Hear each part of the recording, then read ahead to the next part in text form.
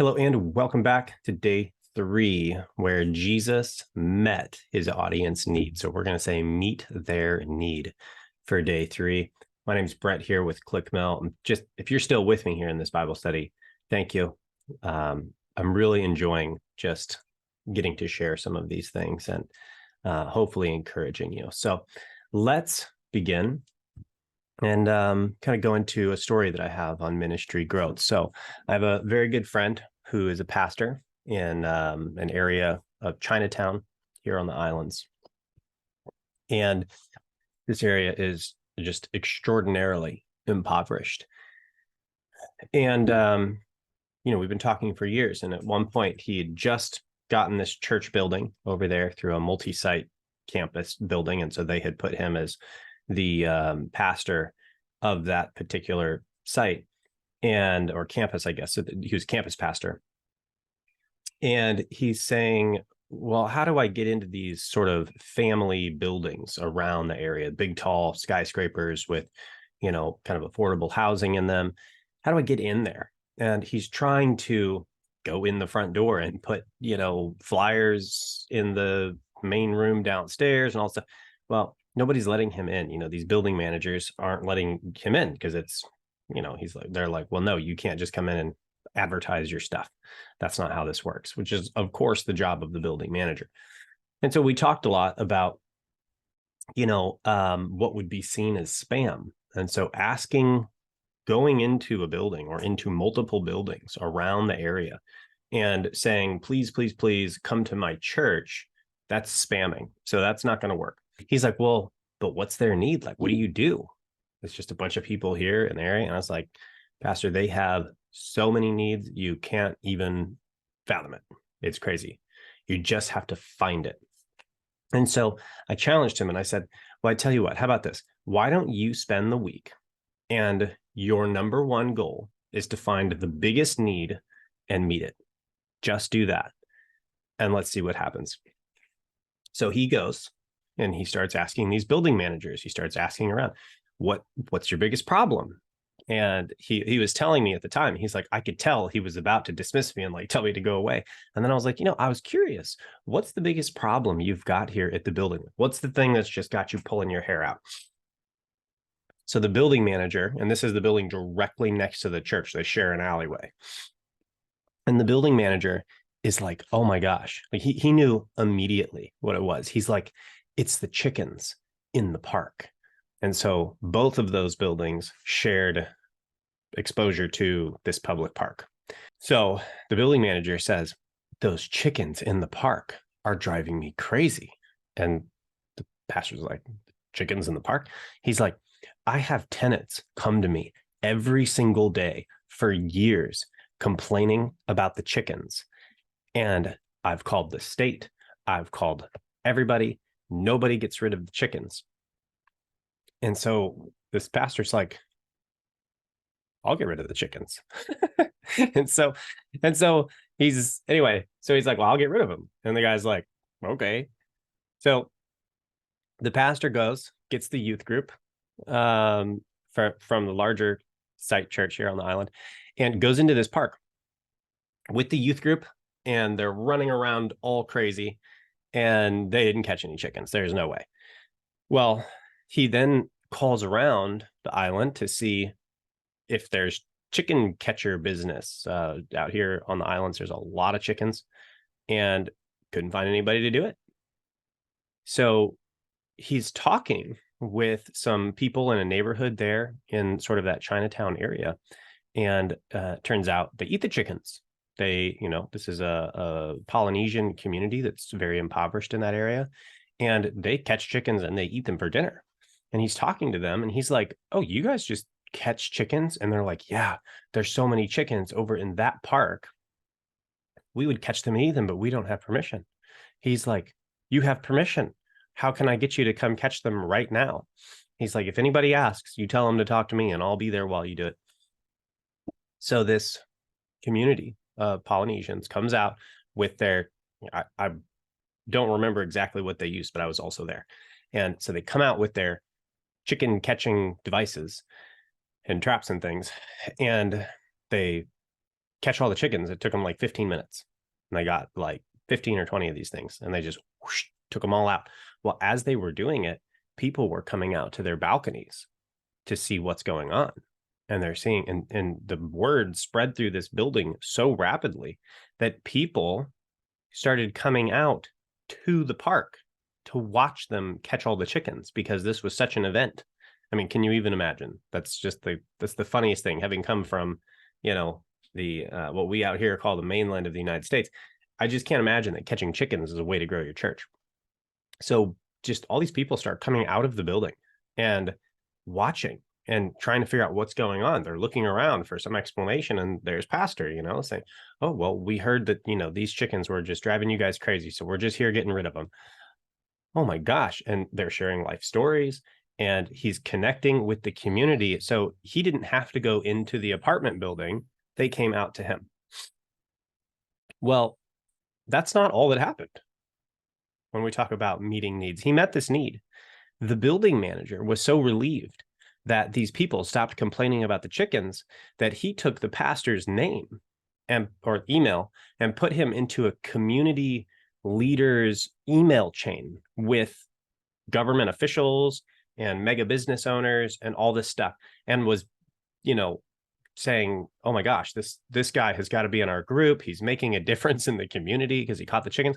And so now the pastor is in there and he's advocating for the community. He's like, what are we going to do to meet the needs of these people? I mean, people are really struggling. What are the plans right now? Catch me up to speed. Now he's got direct connection to the decision makers of that central part of Honolulu. And he's starting to make acquaintances. Well, shortly after that, a pastor, so I'm jumping around a little bit because a lot of things happened. When you meet needs, dominoes start to fall. A pastor from that inner city community that caught the chickens and ate them, he's like, wow, came to the church where the pastor was, and he said, wow, you must really care about our community. I mean, you're feeding them, for goodness sakes. Like, oh, yeah, I really do care about your community. I'm trying to make life better for them. Well, I've been looking, I have a ministry in the low-income housing there, and I minister to that specific community, which is who the ministry leader, the pastor's trying to meet. He's trying to get to those people. And he says, I've been looking for somewhere to have a service on Sundays, and I didn't know if I could use your building for a second service, and I'll do all the marketing. I already know all the people. I'll just invite them in. And so they talked and they worked out a second service where the community that the pastor was trying to reach just comes to his church, and he gets to interact with them and bless them. And so again, he's meeting a need there, giving them a place to worship. So from that point, the government officials on this email chain, a couple of weeks later, start realizing who cleaned up the park. And they show up at the church and start talking to the pastor. And lo and behold, the government has $50,000 yearly budget to catch chickens, except the problem is nobody ever can catch the chickens, because apparently that's not a service. Like, guess I need to start a business out here or something now that I'm telling the story. But so it turns out nobody can ever catch the chickens, and they've got this big budget to get rid of the chickens. They said, thank you so much for catching the chickens. We want to give you some amount of this budget. And one of the issues that the church was having at the time, because this is a very impoverished area, is vandalism and homeless people sleeping like in the doorways of the church. And so they went to the church and they had electricians come out and installed flood lighting all around the sides of the church, which pretty much resolved the vandalism and resolved the homeless issue for the church. And there were some plumbing issues, and the government just paid for plumbers to come out and fix these issues. This is all still a result of the chickens. Furthermore, people from the email chain that he was put in said, well, we need help in our public school system. And so the pastor meets with the principal of a particular middle school, and this middle school has a graduation rate of 7%. So this is 6th, 7th, and 8th graders 7% of them graduate. And it is a very high crime situation with these kids who they grow up, and there's a lot of crime. There's a lot of young single motherhood, a lot of poverty, I mean, extraordinary poverty. Anyway, and so he goes in here and he asks, what's the biggest problem? Because he told me, he was like, well, I wanted to make all these recommendations and tell him all my plans and pitch the vision and the passion. And he goes, but I held it. I held it back. And he said, what's your biggest problem? To the principal. And the principal said, we don't have translators. All of our teachers speak English and the kids speak this other Polynesian language, and we can't communicate with them. That's why the graduation rate is so low. And the pastor's like, well, I have people in my church that speak this language. Would you hire them? He's like, I don't care who they are. If they speak the language, I'll hire them. He's like, well, they're trained missionaries. Is that going to be a problem? He goes, no, you don't understand. I don't care who they are. If they speak the language and they can do the job, I don't care what they preach. And so he hires multiple people out of the church, including a security officer and multiple teachers who are already there living in the community. Their, I guess, career, but their life was as a missionary, and now they're just back home. And now they work in the school speaking the language that these kids speak. And so because he is so grateful, the principal says to the pastor, okay, you're the school pastor. You are going to have office hours. You have an office. What do you want to do? And the story continues, but I want to end it there because we could go for a while on this. It was such an exciting sort of year with this ministry, as it just sort of was able to go from being a fresh plant there as a campus and just embedding itself into the community and into the culture with these people who really have a lot of difficult struggles. And the way in which he was able to do it was through meeting needs. And not only this, and I think I've said this, I believe in day 2, it does not take a big budget to grow a big ministry. All it takes is your ability to think and creatively meet needs. And I can almost guarantee you, whatever you think the need is, it's probably different.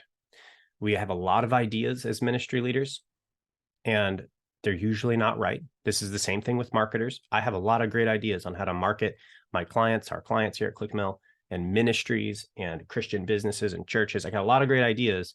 And when I just ask their customers, what do you want?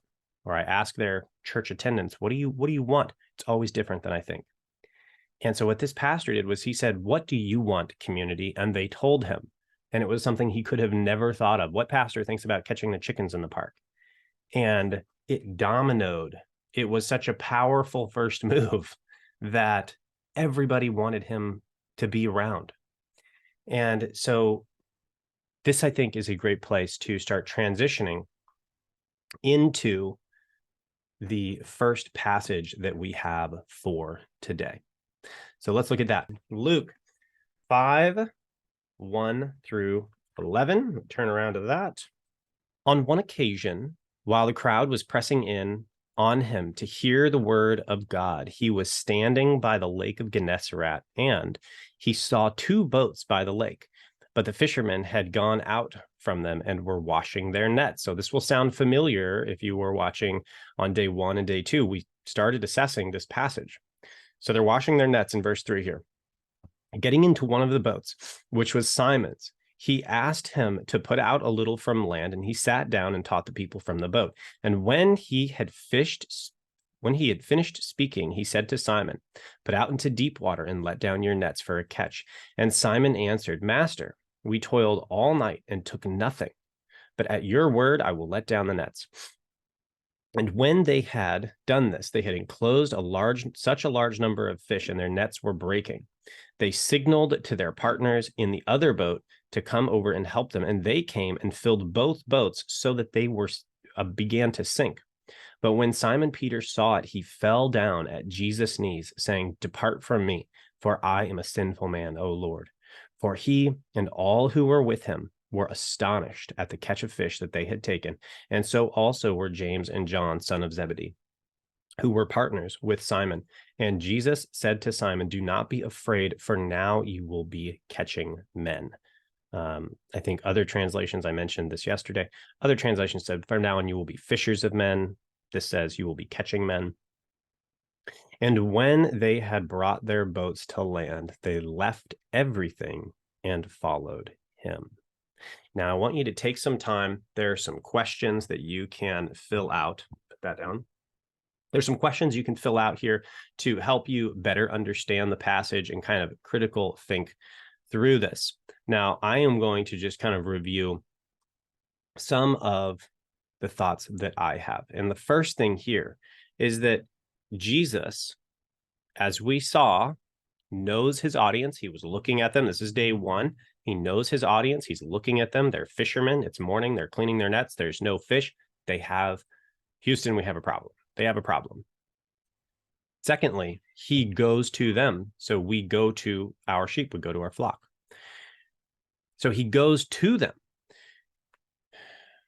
which we discovered in day one. He called his lost sheep of Israel. So these are lost sheep. He goes to his lost sheep. He walks himself right on their boat. And now we come to day three.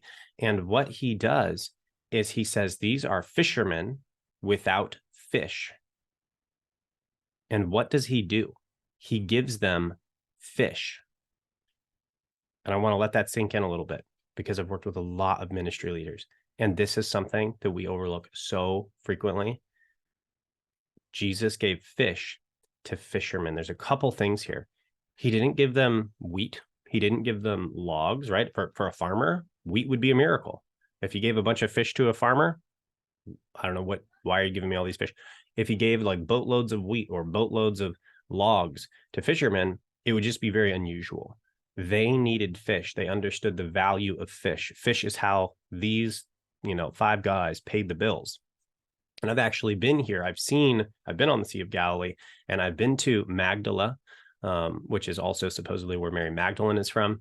But I've been to Magdala, and there's a little market area that they have excavated in Magdala, and there's these big bowls with these big stone like pillars, I guess, with big bowls cut out the top, and they would put water in there, and they'd put the catch of fish in there. And so that's where people would sell the fish. These men had to sell fish to pay for their family, to buy other food, to do the things that they needed to do, and they had none. So it'd be losing your job. That's not good. And Jesus met that need. I think it's interesting that Jesus didn't meet any other need. And there's a lot of good things that you can do for your flock, your target audience. There's a lot of good things you can do for them.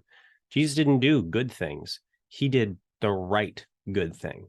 And in this case, it's fish for fishermen. So I think we really want to allow that to settle in. So either way, go ahead, answer the questions. You're welcome to pause this video. And when you do, we're going to continue here with the next passage. And this next passage here is Matthew 14, 13 through 21. And I'm going to open to that here. Now, when Jesus heard this, he withdrew from there in a boat to a desolate place by himself. But when the crowds heard it, they followed him on foot from the towns. 14. When he went ashore, he saw a great crowd, and he had compassion on them and healed their sick.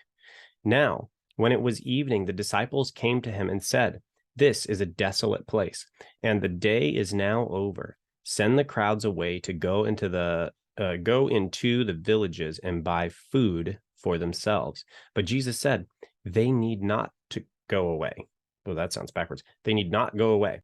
You give them something to eat." They said to him, "We have only 5 loaves here and 2 fish." And he said, "Bring them here to me." Then he ordered the crowds to sit down on the grass and taking the 5 loaves and 2 fish, he looked up to heaven and said a blessing. Then he broke the loaves and gave them to his disciples, and the disciples gave them to the crowds, and they all ate and were satisfied. And they took up 12 basketfuls of broken pieces left over, and those who ate were about 5,000 men, besides women and children. Okay, so let's discuss this passage. So firstly, what is the need in this passage that Jesus is meeting? So that's the first question I want you to think through.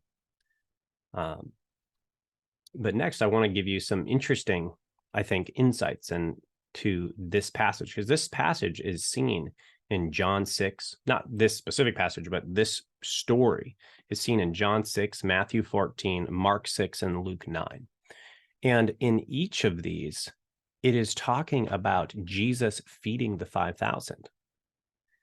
But in only one, and this is a shocking part to me, in only one does it talk about Jesus teaching and preaching. So I want you to answer the question here. You can see as we continue, and I'm not going to answer this where I'll let you answer it, but why do you think that all four accounts of this passage are talking about Jesus meeting the needs, but it's not really focusing in on the teaching and the preaching? I found that very interesting as I was studying and preparing for this study. And this is not the first time I've given this study, so this has been quite a number of years now. But the first time I was really digging into this, I was like, wow, that's actually quite interesting. What is the reason that we don't see the teaching and the preaching? We just see the meeting of the needs. So let's go ahead, answer that. And I'm going to continue with the next passage. And the next passage here is Matthew 4. So let's go ahead and read Matthew 4. Okay. And that is 23 through 25, excuse me. And he went throughout all Galilee, teaching in their synagogues and proclaiming the gospel of the kingdom and healing every disease and every affliction among the people. So his fame spread throughout all Syria, and they brought him all who were sick, those afflicted with various diseases and pains, those oppressed by demons, those having seizures and paralyzed, and he healed them. And great crowds followed him from Galilee and Decapolis, and from Jerusalem and Judea, and from beyond the Jordan. All right, so let's start kind of digging in here. This is possibly the most powerful church growth scripture that I have found in the entire Bible. And I read and study specifically for this. And this is one of my favorites. It tells us why people are following Jesus. So it says, and he went throughout all Galilee, teaching in their synagogues and proclaiming the gospel of the kingdom and healing every disease and affliction among the people. Okay, so firstly, I want to point out a subpoint, which is you see day 2 in here as well. So this is day 3 where we're meeting needs, but day 2, what's he doing? He's going to find the lost sheep. He's not waiting in his synagogue. He's going out into synagogues all over Galilee. Okay, so he's going out. Now, what is he doing when he's going out? He's doing 3 things. He is teaching, preaching. That's kind of the same thing. So we'll just call that teaching and preaching. And then the last thing is he's healing every disease and affliction. So he's teaching, preaching, and healing. Now, we see that his fame spread all through Syria. Okay, so what is it that he's doing as his fame? What is spreading his fame? And I want to make a note there on the spreading of the fame. How does that happen? You know, today, the fame of a pastor, I don't really like the word fame, but the notoriety, the influence of a pastor can spread by, you know, an Instagram tweet. And a tweet, oh my gosh, an Instagram post. You know, it's just one little thing can just go viral and bang, the whole world knows about this pastor. Is that what happened here? No. These people walked across the Syrian desert, got their friends in the doorway of their houses, and they're like, you've got to meet this guy. Let's go. And they just drug them out of the house. And they're like, okay, we're going. We're going to walk across the desert to go to Jesus. That is some serious influence. You know, if it's difficult to get people to just tune in online to watch your service or just to get up out of bed on a Sunday, this is not what was happening. These people are walking across the desert to see Jesus. So there's something powerful happening here, and I want to get to the bottom of it. So the question is, why is his fame spreading throughout all Syria across deserts? Well, let's look at, so that's 24a. So his fame spread throughout all Syria, 24b, and they brought to him all who were sick, those afflicted with various diseases and pains, those oppressed by demons, those having seizures and oh my goodness, paralytics, there we go. And he healed them. Okay, so he's teaching and preaching and healing in synagogues all over Galilee. Those people go all over Syria grab their friends after walking across the desert and bring them back to Jesus. And what does he do? Does he teach and preach to them, or does he meet their need and heal them? He meets their need and heals them. It says he healed all of the afflictions. And then what happens? And great crowds followed him from Galilee and Decapolis, and from Jerusalem and Judea, and from beyond the Jordan. So now there's 3 rounds of this. He's teaching and preaching and healing.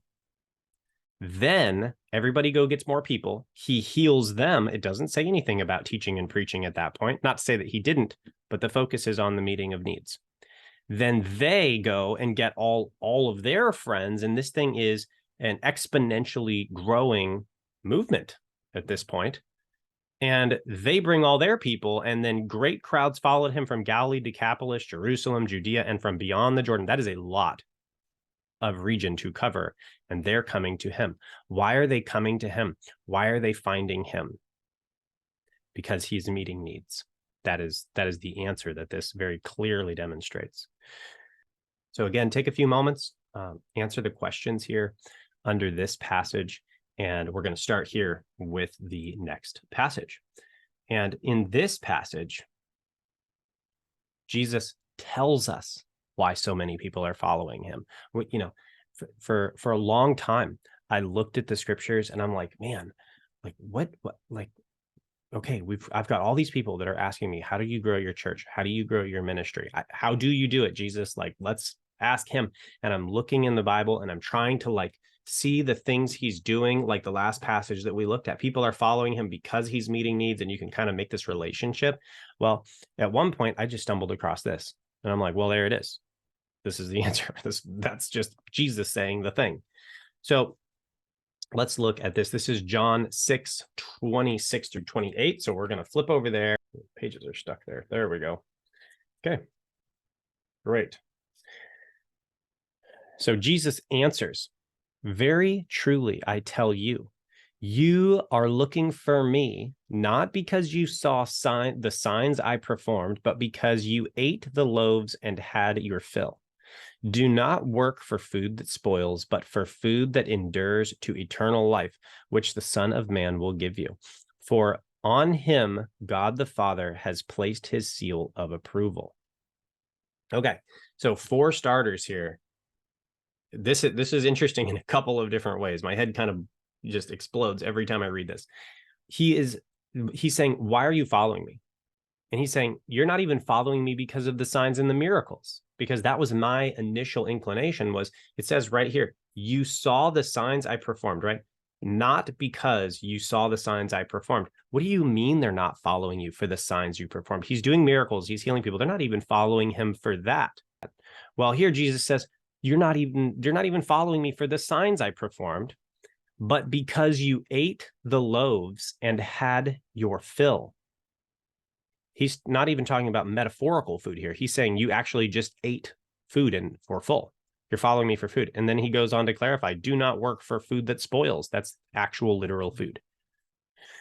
So people are fed and they're following Jesus.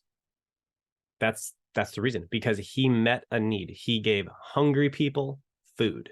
He gives fish to fishermen. Let's continue. So here we see Jesus meeting a need for food in this case. And then they're just following him. And he's saying, you're following me, not even for the signs and the wonders, not obviously not for the teaching and preaching. He doesn't even say that here, because he's talking about signs and wonders. Teaching and preaching is great, but working miracles is probably better than that. And they're not even following him for the miracles, not the teaching, the preaching, not the miracles, just the food. Wow. So if we want to grow our ministries, we need to focus on the terrestrial needs, the earthly needs that people know they have. Why? Because they know they have them. I think a lot of times as ministry leaders, we want to focus on the teaching and the preaching. And this is something that really confused me when I was going into ministry, because in ministry school, what was I taught? If you teach a good Bible study, you preach a good sermon, to these young people, they'll see the truth, they'll be attracted to the truth, and your ministry will grow and you'll reach all the kids. Well, I put a lot of time into teaching and preaching and doing Bible studies with the youth. And you know what? They did not care one iota. They didn't care at all. They didn't even listen. I spent half the time I've been getting off topic. I had to say be quiet in 3 different languages to get their attention at any given moment during the teachings. Okay. And so I was told the teaching and the preaching is how we get their attention. Well, it didn't work. It did not work. And so what works? Jesus here is telling us that he meets the needs and people show up. And the verse that I learned to go along with this, I'm not going to look this one up in the Bible. I've just got this one here on my screen. This is Romans 10:14-15. How then can they call on one in whom they have not believed? And how can they believe in one whom they have not heard? And how can they hear without someone to preach? And how can they preach unless they are sent? As it is written, how beautiful are the feet that spread the good news. Listen, the number one thing you can do is teach and preach. And I want to clarify here. Is it super crazy important to teach and preach? Yes, I think that is the case because this is true. How can they accept Christ without knowing about him? I think the issue is the same thing we tell youth pastors, which is the kids don't care what you know until they know what you care. This is just true with people in general. They don't care what you have to preach about. They don't care about your lesson that you spent 20, 30 hours on over the course of the week when they don't know that you care about them. And when you freely meet a need, they go, whoa, why did you do that for me? And then they begin to be interested in who you are and what you have to say. I also see this process playing out as I share the gospel in evangelistic conversations, as I shared in a prior day. But preaching and teaching is super important, but we have to have receptive ears. And the way you have receptive ears is you have an open heart, and you have an open heart after they believe you care about them, after they believe you're out for their best interest. So I want you to take a few minutes here, go through the day 3 reflection questions, and again, just kind of prayerfully consider with the Lord what needs your ministry is making. And I'll just kind of add in here, during COVID, I saw a lot of ministries close their doors. A lot of clients of ours, unfortunately, didn't make it through COVID. And that's unfortunately just really just what it was. And I think the question, as I was like, well, what is it about the ministries that survived this lockdown versus didn't survive these shutdowns? What was the difference? The ministries that made it through the shutdowns were ministries that met terrestrial needs. They met earthly needs of people. And you still have to feed the homeless. You still have to have alcohol rehabilitation centers. You can't shut that down. The government will never shut that down. But what are the ministries that had the hardest time? Were the ministries that were only talking about spiritual issues. That apparently does not matter during a crisis. And so if we meet worldly needs and spiritual needs, your ministry is going to be very resilient. And I think that's what we see in Christ's ministry. When we only focus in on the spiritual needs and the teaching and the preaching, there is little functional necessity for your church in a world that does not know the spiritual truths and does not care about them. You and I care about them. I know that is the number one most important need, a relationship with Jesus, but they don't know that. And so they can shut you down. And so that's something else to be aware of when we meet physical needs. We're absolutely necessary. So let's move on here and we'll close with the ministry growth takeaways. So the first thing here we're going to talk about is the low growth belief. And that is the belief that I learned in ministry school. And that is that our main goal is to meet spiritual needs. We meet spiritual needs. That's the biggest need. And that's the only need we focus on. A better belief is we meet terrestrial or earthly needs and spiritual needs. And why is that important? Because the world does not know they have a spiritual need. They don't know it. And you may be able to recognize that in your own life before you came to Christ. Where do we go looking for the need to get met? We look to fame, we look to power, we look to money, we look to dating and relationships. We look everywhere before we look to Jesus. I had a very good friend who was one of the first YouTubers to reach 1 million followers. I think anyway, so he reached 1 million followers, then he got up to 2 million followers. He said, I've read every religious book. I've done everything to figure out why I was not satisfied.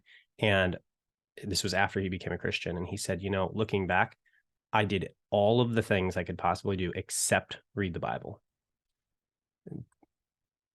And he goes, I wished I had just started here. I don't know what it was pushing me away from this book, but this is the book. The world does not know they need the Bible. They don't know they need what you have. And so what we see in Jesus' ministry is that he's starting to meet the terrestrial, the earthly needs. And then we'll see what happens next. But he's starting with the earthly needs. So the high growth belief is first, we meet the terrestrial need. Now, moving on from here, what is the term that we need to know in order to grow our ministries? And I think that the good term for today is a felt need. And this is something that marketers talk about. This is something that business people talk about. And again, I know the church isn't a business, but in regard to growth, business people know growth.